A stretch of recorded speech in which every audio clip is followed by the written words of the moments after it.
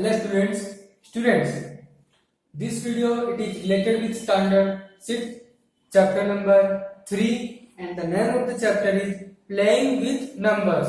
Okay, exercise 3.5 question number 7 and question is the product of three consecutive numbers is always divisible by 6. Verify this statement with the help of some example. Question ये कह रहा है कि किसी भी three consecutive का मतलब होता है लगातार, मतलब एक के बाद एक आने वाली नंबर। थ्री कॉन्जिक्यूटिव नंबर, तीन लगातार आने वाले नंबर्स का प्रोडक्ट मल्टीप्लाई जो किससे डिविजिबल होगा, 6 से डिविजिबल। तो हमें एग्जांपल से समझना है क्या ये करेक्ट है, तो चलिए देखते हैं। Student, here I am taking three consecutive number, तीन लगातार आने वाले कोई नंबर को मैं ऐसा ले रहा हूं। चलिए देखते हैं। 3, 5, 6, 3, 4, 5 ये मैंने तीन कंसेक्यूटिव नंबर लिए जो एक के बाद एक आ रहे हैं। अब इन तीनों का मल्टीप्लिकेशन क्या, इन तीनों का प्रोडक्ट क्या 6 से डिविजिबल होगा। 5 4 जा 20, 23 जा 60, 60 6 से डिविजिबल है। यस, 6 10 जा 60, 6 से 60 जो है वो 6 से डिविजिबल है। तो मतलब ये स्टेटमेंट क्या हो गया, स्टेटमेंट ट्रू है। अगर मैं दूसरा एग्जांपल लूं तो 2 3 4 इन तीनों का मल्टीप्लाई कीजिए। 4 3 जा 12, 12 2 जा 24, 24 6 से डिविजिबल है। 6 4 जा 24, मतलब कि ये स्टेटमेंट क्या होई गवा, ये स्टेटमेंट ट्रू होई गवा। ये स्टेटमेंट ट्रू है। क्या है, ट्रू। गॉट इट स्टूडेंट, पता चला। तो चलिए देखते हैं नेक्स्ट सम।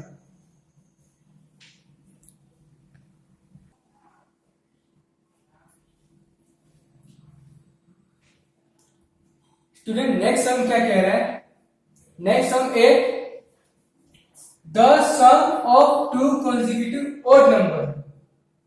दो कॉन्जिक्यूटिव मतलब लगातार आने वाले दो ओड नंबर का सम इज डिविजिबल बाय 4, जो 4 से डिविजिबल होगा। Verify this statement with the help of some example. इस स्टेटमेंट को वेरीफाई करो कुछ एग्जांपल के साथ में। सम की बात चल रही, मतलब प्लस की बात चल रही है। टू कॉन्जिक्यूटिव मतलब दो नंबर होंगे। कॉन्जिक्यूटिव का मतलब लगातार एक के बाद एक। कौन से नंबर, ऑड नंबर। तो प्लस एक ऑड नंबर ले लिया 3 और दूसरा ऑड नंबर ले लिया, काम करते हैं, एक ऑड नंबर ले लिया 7, दूसरा ऑड। हमें 2 ऑड नंबर चाहिए कॉन्जिक्यूटिव, एक के बाद एक, 7 के बाद 8 तो इवन नंबर है, तो लेंगे 9। 2 ऑड कंसेक्यूटिव नंबर का सम एडिशन किससे डिविजिबल होना चाहिए, 4 से। तो इनका एडिशन करते हैं। 9 + 7 कितना होता है, 16। 16 4 से डिविजिबल है। 4 4 जा 16, मतलब कि ये जो स्टेटमेंट है वो ट्रू है। 16 आने सत्य है, ये सच कह रहा है, ये झूठ नहीं बोल रहा। तो ये ट्रू है। स्टेटमेंट क्या हो गया, ट्रू। ये वेरीफाई हमने कर लिया। अगर हम दूसरा एग्जांपल लें तो 11 + 13 दो ऑड नंबर हो गए, तो कितने हो गए, 24 4 से डिविजिबल है। यस, 4 6 जा 24, स्टेटमेंट ट्रू है स्टूडेंट। तो मतलब sum of two consecutive odd numbers is divisible by 4, true. चलिए स्टूडेंट देखते हैं नेक्स्ट सम ब्रेक के बाद।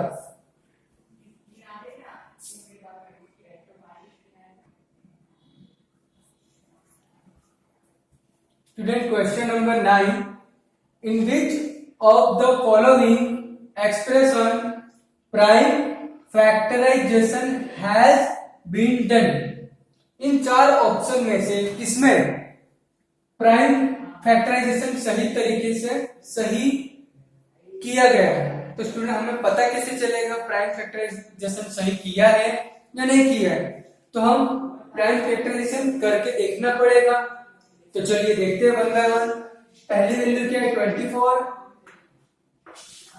24 की फैक्टर बनाइए। 6 4 जा 24, 6 के अगेन फैक्टर पड़े, प्राइम फैक्टर बनेगा।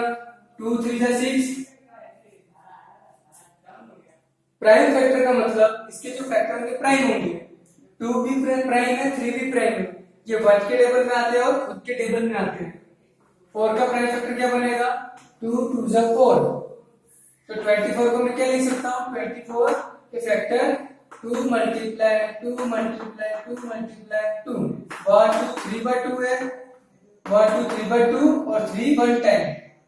तो ये आना चाहिए। और यहाँ पे क्या है? 2 3 4 है, बट फैक्टराइजेशन तो ये है। तो यहाँ पे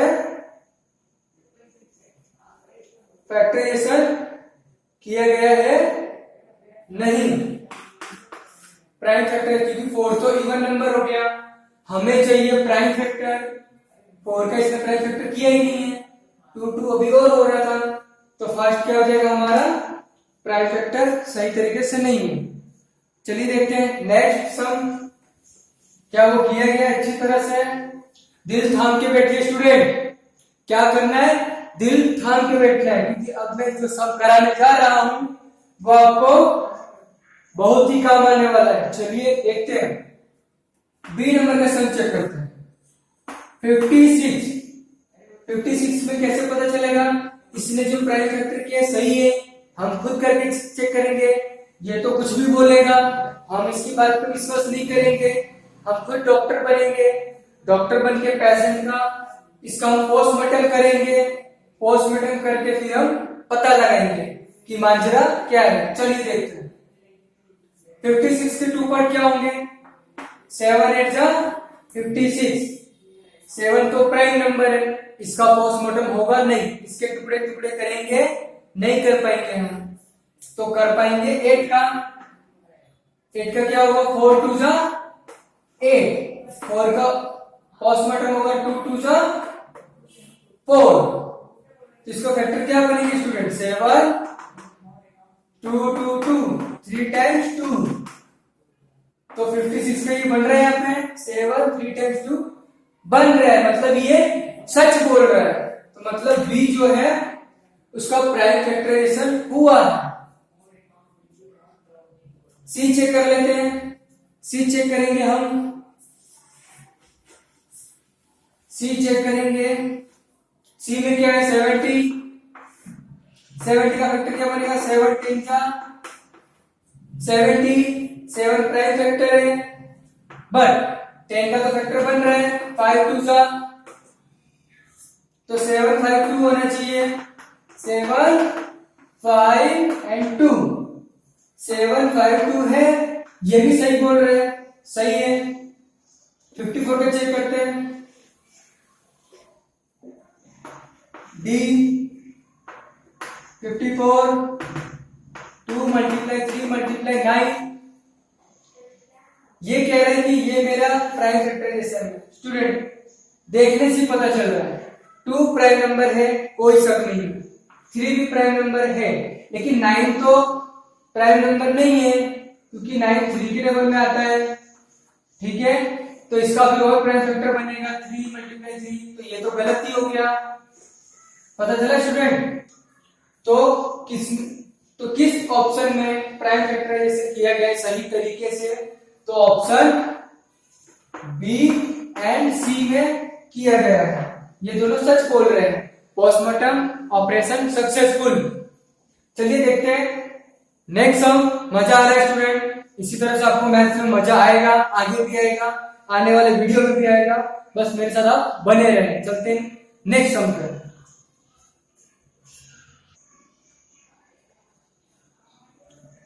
student question number 10, determine if 25110 is divisible by 45। क्या ये जो नंबर दिया है, ये जो नंबर दिया है स्टूडेंट, क्या ये 45 से डिविजिबल है? क्या ये 45 से डिविजिबल है, ऐसा हमको पूछ रहा है। ठीक है, तो हमें साबित करने डिविजिबल है या नहीं है। तो हम स्टूडेंट इसकी दो मेथड, या तो 45 से इसको इस वाली मेथड से हम डिवाइड करके देखें, अगर रिमाइंडर 0 आ रहा है तो इसका मतलब ये 45 ये नंबर जो है 45 से डिविजिबल है, पर हम ये वाली मेथड यूज करेंगे नहीं, तो हम फैक्टर वाली मेथड यूज करेंगे।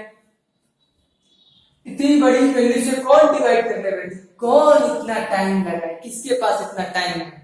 सर वैसे तो नहीं सहा जाता, कोई अच्छी मेथड बताओ जिससे मैं इसको सोल्व कर सकूं। ठीक है, करते हैं, चलिए देखते हैं। 45 का फैक्टर क्या होता है स्टूडेंट? 45 का फैक्टर होता है 9 5 45, 9 5 45। तो अगर ये नंबर 9 और 5 दोनों से डिविजिबल हो जाता है तो उसका मतलब कि पूरी वैल्यू 45 से डिविजिबल हो जाएगी। ठीक है, तो 9 से डिविजिबिलिटी का रूल क्या था स्टूडेंट? 9 का सारे डिजिट का सम 9 का मल्टीपल होना चाहिए या फिर 9 के टेबल में आना चाहिए। 0 + 1 1, 1 1 2, 5 7 और 2 9, 9 9 के टेबल में आता है, यस 1 टाइम में आता है, तो ये 9 से डिविजिबल हो गया। अभी भी ये 45 से डिविजिबल नहीं है, दोनों को फॉलो करना होगा, दोनों से डिविजिबल होगा तभी 45 से डिविजिबल होगा। 5 से डिविजिबिलिटी का रूल क्या था? यूनिट वैल्यू या तो 0 होनी चाहिए या तो 5 होनी चाहिए, 0 है तो 5 से भी डिविजिबिलिटी होगा। अगर ये नंबर 9 और 5 से दोनों से डिविजिबल है तो हम ऐसा कह सकते हैं कि ये जो नंबर है वो 45 से भी डिविजिबल होगा। ओके स्टूडेंट, यस पॉसिबल, इसका आंसर आएगा यस 45 से डिविजिबल होगा। क्यों? क्योंकि 9 और 5 फैक्टर है 45 के। Got it? चलिए देखते हैं next sum.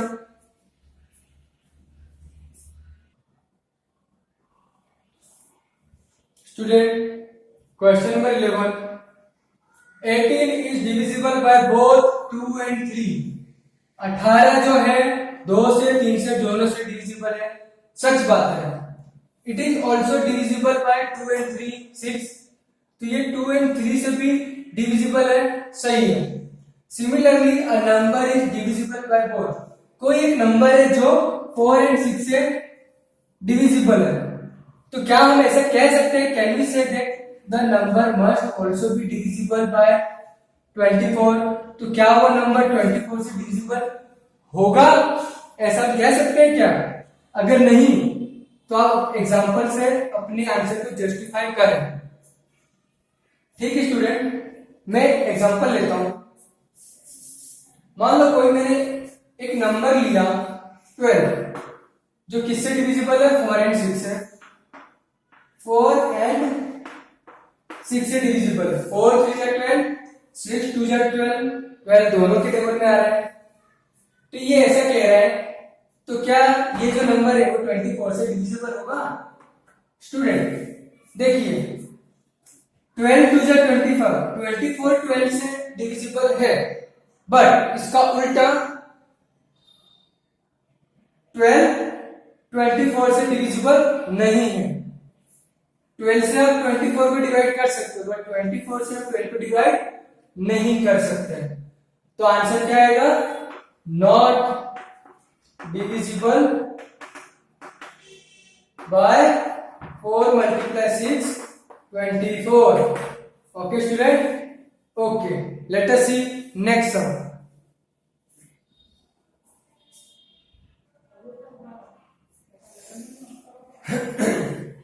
Students, question number 12. I am the smallest number having 4 different prime factors. Can you find me? मैं एक छोटा सा नंबर हूं, 4 मेरे प्राइम फैक्टर हैं, तो क्या आप मुझे पता लगा सकते हैं? हाँ, हम तो सीआईडी है, हम तो पता लगा ही सकते हैं। ठीक है, हम तो सीआईडी है, हमारा काम तो यही करना है। कौन क्या कह रहा है पता लगाना, तो चलिए पता लगाते हैं। सॉल्यूशन, सबसे स्मॉलेस्ट नंबर और 4 डिफरेंट प्राइम फैक्टर, मतलब एक प्राइम फैक्टर दोबारा रिपीट नहीं होगा, एक बार आने के बाद दोबारा वही का नहीं आएगा, चार डिफरेंट अलग अलग है। तो एक प्राइम फैक्टर 2 है, दूसरा 3 है, तीसरा 5 है, चौथा 7 है। ये चार डिफरेंट प्राइम फैक्टर हो गए और स्मॉलेस्ट नंबर है। अगर हम इन चारों का मल्टीप्लाई करें 2 3 जा 6, 7 5 जा 35।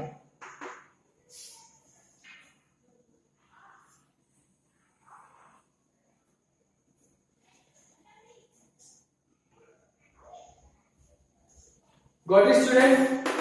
6 5 जा 30, 3 कैरी, 6 3 जा 18 और 3 21। तो 210 क्या होगा? यही तो है। इसी को ढूंढने के लिए तो हम सीआईडी बने थे और हम सीआईडी बन के अच्छा काम किया, हमने 210 को फाइंड कर लिया। यही तो है छुपा रुस्तम, यही है हमारा स्मॉलेस्ट नंबर, हमने ढूंढ निकाला। ठीक है स्टूडेंट, चलिए देखते हैं नेक्स्ट सम।